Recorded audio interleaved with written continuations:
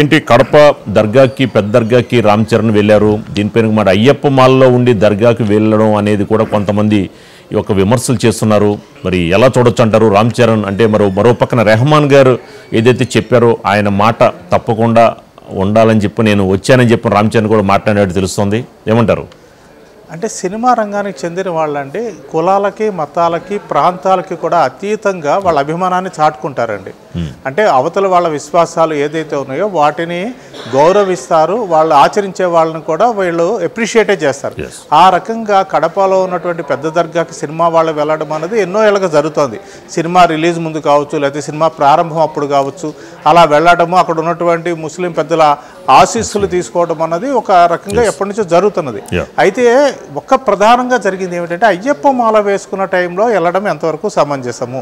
ఎందుకంటే దర్గా అనేది ముస్లింలు మత పెద్దలు కావచ్చు, లేకపోతే ముస్లిం రంగానికి చెందినటువంటి వాళ్ళు కావచ్చు, వాళ్ళ సమాధి అది. అంటే ఒక సమాధికి అయ్యప్ప మాల వేసుకుని ఆ డ్రెస్లో వెళ్ళడం ఎంతవరకు సమంజసం అనేటువంటి ప్రశ్న అయితే వస్తుందండి. ఇక్కడ కొందరు అనేది ఏంటంటే ఇప్పుడు శబరిమల ఉంది, శబరిమల దగ్గరలో కూడా ఒక ముస్లిం వ్యక్తికి సంబంధించినటువంటి దర్గా ఉంది. ఆ దర్గాని సందర్శించుకుని కొందరు అయ్యప్పని పైకి కొండ మీదకి వెళ్ళి దర్శించుకోవడం అనేది కొంతకాలంగా జరుగుతోంది. ఈ మధ్యకాలంలో ఇది కరెక్ట్ కాదు, తప్పు అని చెప్పి కొందరు చెప్తున్నారు. అయినా కానీ కొంతకాలంగా జరుగుతుంది కదా.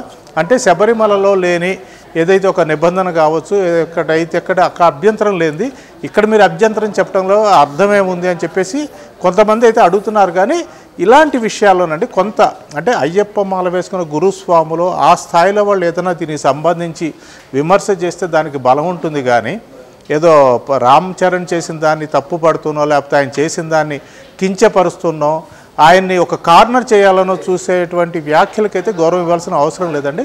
కానీ ఒక రకంగా ఎప్పుడైనా కానీ సెలబ్రిటీస్ మీద అందరి దృష్టి ఉంటుందండి. కాబట్టి ఇలాంటి సమయంలో కాస్త ఆచితూచి అడుగులేస్తే బాగుంటుంది. ఎందుకంటే సోషల్ మీడియాలో ఇంకో ప్రశ్న కూడా బాగా అంటే ఒక క్వశ్చన్ వైరల్ అవుతుందండి. ఓకే, మీరు మాలేసుకున్నారు ఏఆర్ రెహమాన్ కోసం అని చెప్పి మీరు ఆయనకు మాట ఇచ్చిన మాటను కట్టుబడి మీరు వెళ్ళారు, కరెక్టే.